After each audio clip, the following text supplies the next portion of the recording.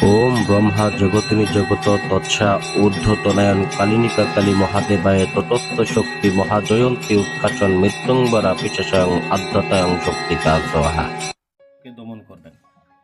শত্রু দমন করার জন্য অনেক জায়গায় অনেক কবিরাজদের কাজ করাইতেছেন, কাজ করার চেষ্টা করতেছেন, হাজারে হাজারে টাকা নষ্ট করতেছেন, কিন্তু করতে পারতেছেন না।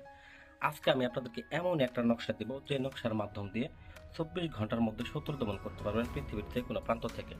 তো সম্মানিত ভাই ও বোনেরা, যারা আসলে শত্রু দ্বারা ক্ষতিগ্রস্ত, কবিরাজের পিছনে ঘুরতেছেন, অর্থ খরচ করছেন, এখন মনে হয় যে আসলে কবিরাজের উপর ভরসা করাটাই ঠিক না। তো আমি যাই হোক, আজকে এমন একটা বিদ্যা দেখাবো যে ছবির উপর দিয়ে এবং একটা নকশার মাধ্যমে কিভাবে আপনারা শত্রু দমন করবেন, এই বিস্তারিত আমি আলোচনা করব। তবে এই বিদ্যাটা কাজ করার পূর্বে আমি আপনাদেরকে বলে রাখি, যারা আমার এই বিদ্যাটা দেখবেন তারা মনোযোগ সহকারে প্রথম থেকে শেষ পর্যন্ত দেখবেন, তাহলে বুঝতে পারবেন।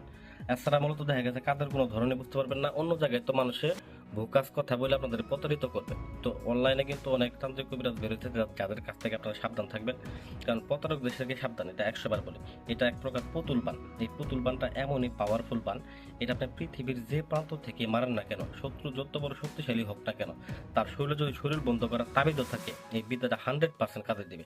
এটা এমনই পাওয়ারফুল একটা বিদ্যা। তো এমন একটা বিদ্যা নিয়ে আজকে হাজির হয়েছি। এই বিদ্যাটা দিয়ে আপনারা কাজ করবেন, কিভাবে কোন সময় করবেন আমি বিস্তারিত দেখাই দেবো।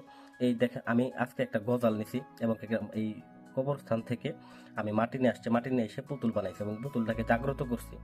তো বিশেষ করে জাগ্রত করে নিয়ে বসে তারপর আমি কাজটা করতে বসছি। এখানে বিষয়টা হচ্ছে এই যে নকশাটা, আপনারা যদি ভিডিও না দেখেন তাহলে বুঝতে পারবেন। এই সেই নকশা, এই নকশাটার মাধ্যম দিয়ে আপনাকে কাজটা করতে হবে। এই নকশা আপনারা যদি চান, আমি আমার মাধ্যমে যোগাযোগ করে নিতে পারবেন। ইমোতে, এই নাম্বার ইমো আছে, ইমোতে যোগাযোগ করে নিতে পারবেন এই নকশাটা। এবং দেখেন এখানেও স্পষ্ট আমি ভালোভাবে দেখাই দেওয়ার চেষ্টা করতেছি, যাতে করে আপনাদের লিখতে সুবিধা হয়। তো যাই হোক ভিউয়ার্স, এতটুকু এইভাবে আপনারা নকশাটা অঙ্কন করে নেবেন। প্রথমত নকশাটা অঙ্কন করবেন শ্মশানের কয়লা দ্বারা। শ্মশানের কয়লা দ্বারা নকশাটা অঙ্কন করে নিয়ে আপনারা নাম লিখবেন এবং পিতার নাম লিখবেন। দেখেন এখানে এই এক পাশে লেখা আছে বাবার নাম, এক পাশে লেখা আছে শত্রুর নাম লেখা আছে, ঠিক আছে। এবার আপনারা নামটা লিখে নেবেন। আমি যাই হোক নামটা নিরাপত্তার স্বার্থে আমি এখানে লুকায়িত করে রাখলাম, এখানে নকশাটা দেখানোর প্রয়োজন মনে করি না। তো পরবর্তীকালে আর একটা ছবি নেবেন, ছবির মধ্যে মন্ত্র দেখা গেছে, ছবিটা আমি সিঁদুর দ্বারা মন্ত্রপুত করে নিচ্ছি অলরেডি। বিশেষ করে আপনারা এখানে নিচে দেখেন লাল দাগ দেওয়া আছে, এখানে নামটা আপনারা লিখে নেবেন, নাম লিখে নেবেন এবং নকশাটা হুবহু এরকম ভাবে যেভাবে অঙ্কন করছে দেখেন, যাদের লেখাগুলো লিখছে এখানে লিখবেন, আর এখানে নিচে দাগ দেওয়া আছে ওইখানে শুধু নামটা লিখবেন, আর ছবিটা তো থাকবেই। তো এরকম ভাবে আপনারা ছবি বের করে নেবেন যে কোনো কম্পিউটার দোকান থেকে। আর আমরা অনেকগুলো ছবি বের করতে হয়, আমরা সাধারণ প্রিন্টার দ্বারা আমরা ছবিটা বের করে নিচ্ছি।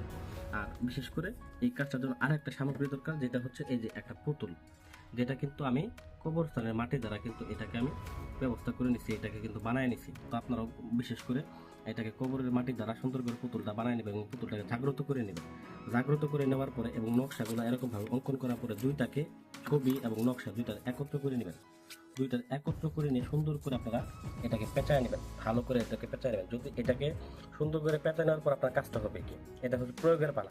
তবে একটা কথা বলে নিই, এখানে একটা বিষয় আপনাদের মানতে হবে, যখন কাজটা করবেন, যাদের আপনাদের কাজ হয় না অনেকের, কেন কাজটা হয় না, কারণ আপনার নিয়ম মানেন না। নিয়মটা কি, মেন নিয়মটা কি আমি বলি। মেন নিয়মের ক্ষেত্রে যেটা হচ্ছে সেটা হচ্ছে যে আপনারা গরুর মাংস খায় কাজ করেন, কাজটা হবে কেমনে, কারণ এটা হচ্ছে এক প্রকার কালিচালান। এই কালিচালানটা করতে গরুর মাংস খাওয়া যাবে না, এবং কি আপনারা যেদিন কাজটা করবেন ওর 3 দিন আগে থেকে স্ত্রী সহবাস আপনারা বাদ দিতে হবে। আর আপনাদের মেয়ে হয়ে থাকেন তো আপনার স্বামীর কাছে যাওয়া যাবে না, আপনাদের সাধক, মেয়ে সাধক হয়ে থাকেন। তো অনেক সাধক ভাইয়েরা কাজবাজ করেন আমাদের মতো ভিডিও দেখে, তাদেরকে বলবো আপনারা নিয়ম মানেন, নিয়ম মানলে আপনারা শতভাগ ফলাফল পাবেন, এবং অন্যথায় অন্যান্য সাধারণ মানুষদেরকে হয়রানি করবেন না, এই বিষয়টা আপনারা খেয়াল রাখবেন। তো যাই হোক, পরিশেষে আপনারা এটাকে ভালো করে পেঁচায় নেবেন। পেঁচায় নেওয়ার পরে বিবাস, এই যে পুতুলটা দেখতেছেন, এই পুতুলটার পেটের মধ্যে আপনার এটাকে ভালো করে ঢুকায় নিতে হবে। মনে রাখবেন এই পুতুলটা ঠিক এই যে পেট, আমি যেখানে এখানে যে ছিদ্রটা দেখতে পাইতেছেন এই জায়গায় ভালো করে গর্ত করে ফাঁকা করে নিয়ে তারপর আপনার ঢুকাই নেবেন। আমি পরে ঢুকাবো, কারণ এটা মধ্যে হয়ে গেছে আমার কাজ আরও বাকি আছে। বলতে আমার যে সিঁদুর পরাটা আছে, এই সিঁদুর পরাটা আমার আর একটু লাগাই নিতে হবে। এবং এখানে একটা মন্ত্র আছে, ওম জয়ন্তী মঙ্গলা কালী ভদ্রকালী কাপালিনী দুর্গা শিবে কামাত্রী শাশ্বত নমস্তুতে কালী কালী মহাকালী কালিকা পাপরণী দম্বকম্পতি নারায়ণী নমস্তুতে।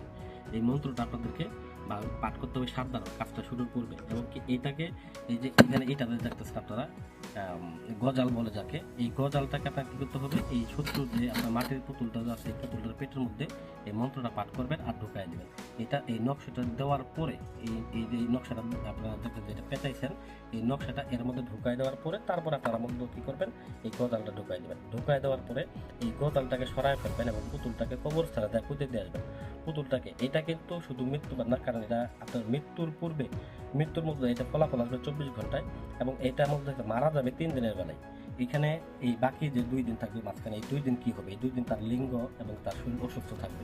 এটা একজনকে আমি করে দিছি, তার ফাঁকে আমি আপনাদেরকে দেখাই দিলাম।